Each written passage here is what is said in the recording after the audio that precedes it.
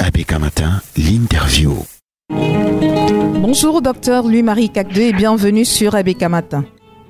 Bonjour Sidonie et bonjour à tous les amis en studio. Oui. Avec vous, nous parlons d'une question essentielle. La Cameroun Workers Forum, en abrégé CAWOF, qui annonce une grève générale des travailleurs suite à la double augmentation des prix des produits pétroliers au Cameroun en février 2023 et février 2024. Et cette grève est annoncée pour le 14 avril 2024. La Cameroun Labour Movement Calamo, à laquelle vous appartenez, soutient ce projet de grève. Pourquoi, docteur Louis-Marie Cagde? Parce que l'ensemble des mesures annoncées par le gouvernement ne suffit même pas à compenser un peu les augmentations faites. Si vous regardez l'inflation au Cameroun aujourd'hui, on est à plus de 7% depuis 2023. Si vous regardez également ce que représentent les augmentations des facteurs de production, comme le carburant, on est en un an aussi à plus de 30%. Oui. Et donc, comparé à l'ensemble des mesures que le gouvernement annonce, on est avec les retraites, par exemple, ou bien le SMIC, à moins de 2%, parce que c'est quelque chose d'insolite. Quand on regarde le salaire des fonctionnaires, c'est à peu près 5%. Vous comprenez que tout ça c'est insolite, donc ça ne vaut pas la peine. Dans un pays comme celui-ci, le Calamo, le Cameroun Labour Movement ou bien encore le mouvement travailliste camerounais exhorte le gouvernement camerounais à favoriser la production pour ensuite que la redistribution se fasse de façon équitable.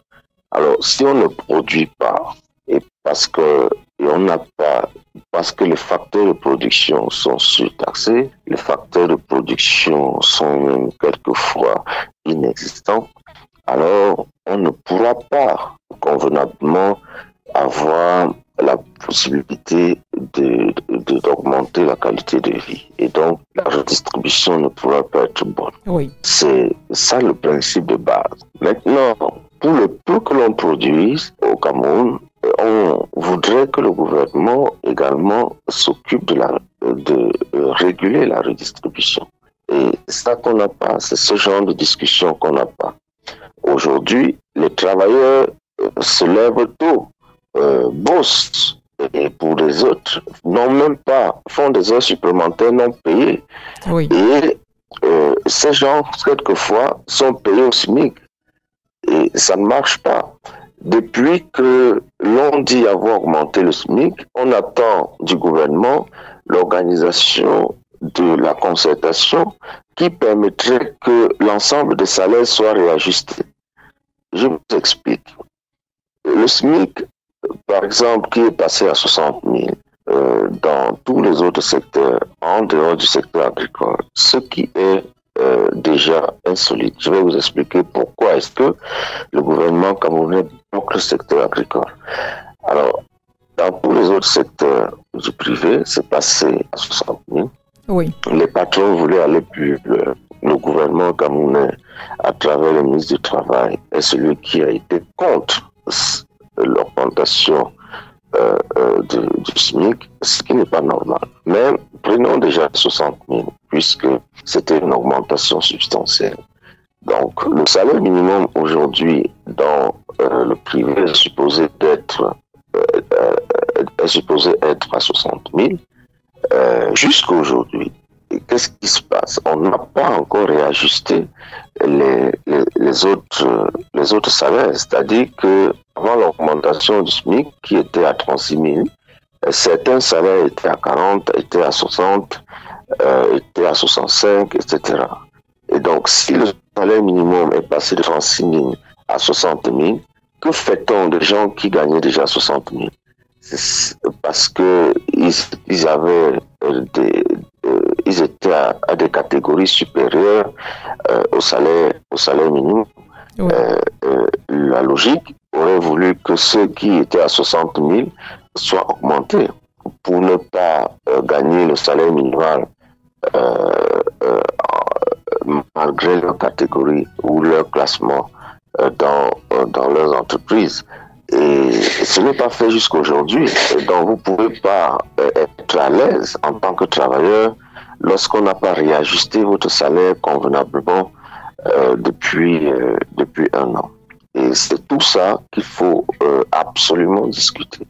Et je dis encore que le gouvernement ne perd absolument rien à organiser cette concertation parce que ce n'est pas le gouvernement qui paye, ce sont les entreprises qui payent. Et dans ces entreprises-là, ce n'est même pas le patron qui paye en réalité le fruit de la redistribution du travail effectué. Oui.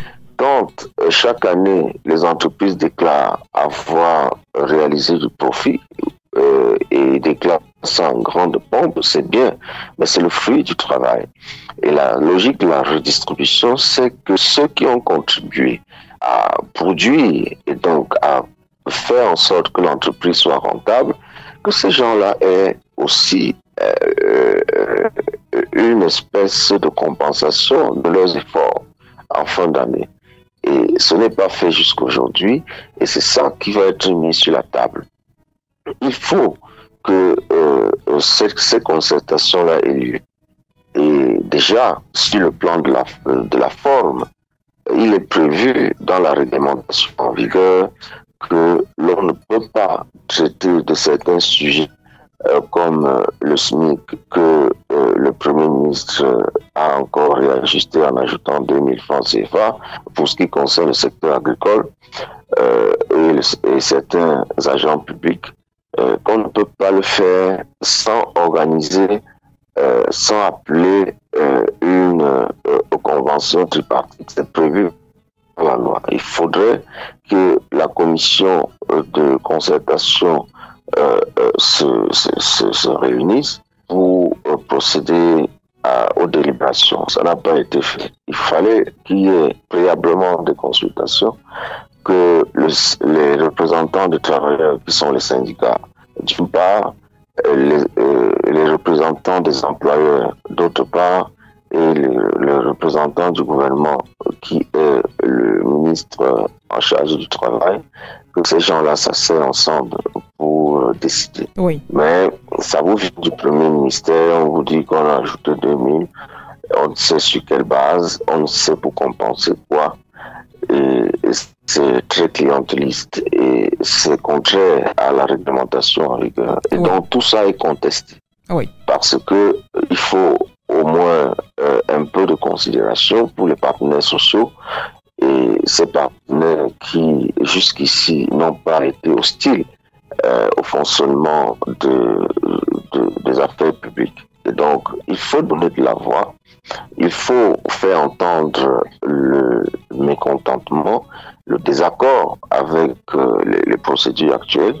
Il faut faire en sorte que le gouvernement aille un peu plus loin parce que, en même temps, on ne peut pas, les mêmes institutions internationales qui poussent le gouvernement à augmenter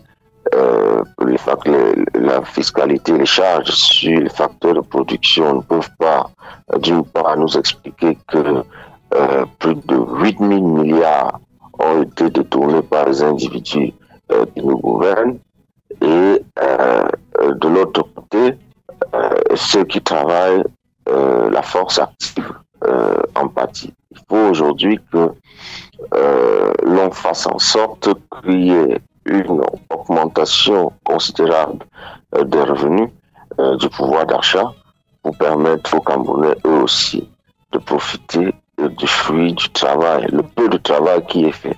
Moi, je dis que le travail est insuffisant, ça c'est un autre débat. Oui. Mais je dis que le peu de travail aujourd'hui qui est fait n'est pas convenablement rémunéré. Oui. Et donc, c'est l'ensemble de ces discussions-là qui doivent être menées. Oui.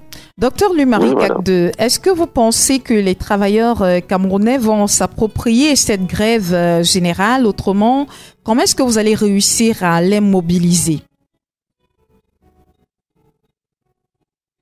Les organisations syndicales, d'une part, et les autres partenaires sociaux, dont les partis politiques d'autre part, les partis comme le SDF, ont leur démembrement. Ça, c'est la première façon de mobiliser. Oui. C'est-à-dire, on aurait pu faire une grève immédiate, mais on s'est donné le temps de préparer. Et donc, ça se prépare. Vous comprenez un peu, Oui. ça se prépare dans le cadre légal.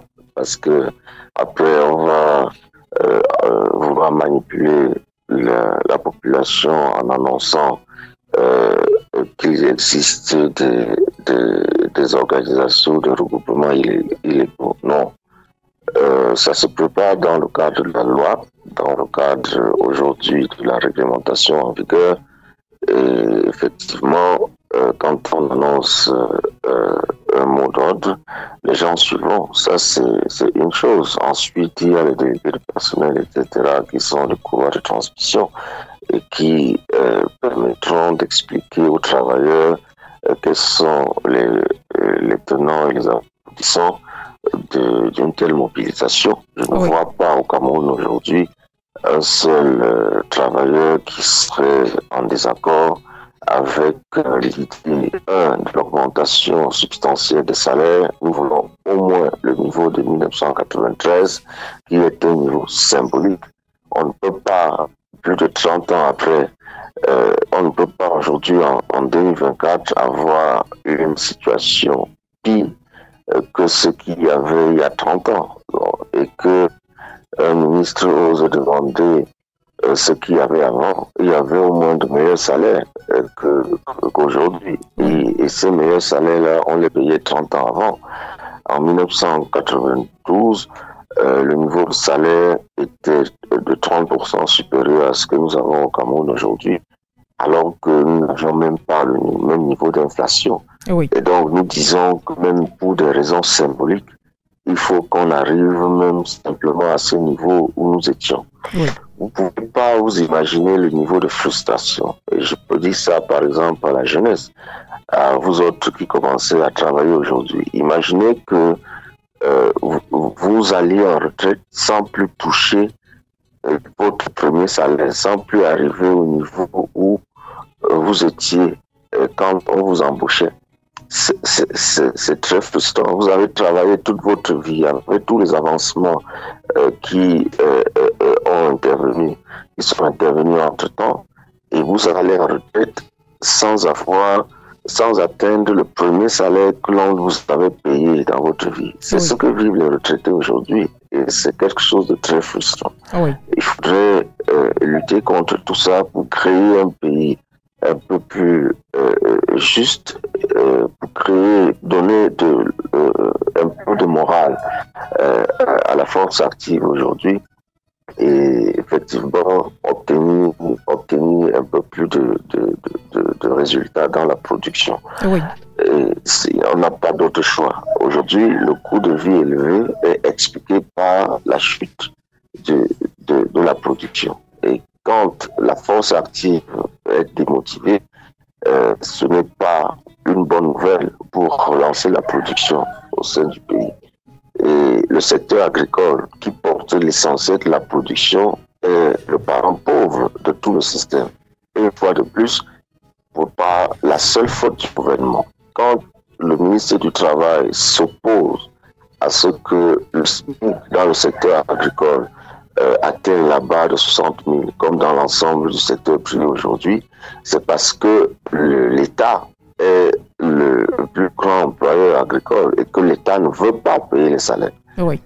C'est parce que vous avez des plantations comme la CDC qui sont gérées par l'État, et qui, la CDC, est le deuxième plus gros employeur du pays. Et donc, l'État ne veut pas payer les employés à la CDC.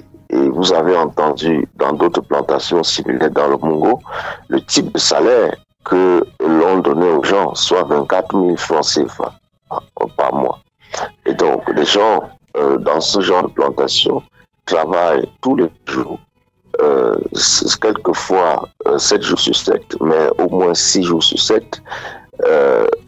Et à la fin du mois, on leur paye 24 000. Et ça, sous le regard condescendant de l'État, parce qu'il s'agit de multinationales et l'État, dans le cadre même de la loi de finances, a consacré toute l'énergie, toutes les incitations pour la production à ces multinationales-là, notamment dans le secteur de la banane. Et quand nous sommes dans une logique coloniale comme celle-là, il faut réagir. Nous ne pouvons pas aujourd'hui continuer d'accepter que nous soyons dans un pays où les citoyens sont maltraités.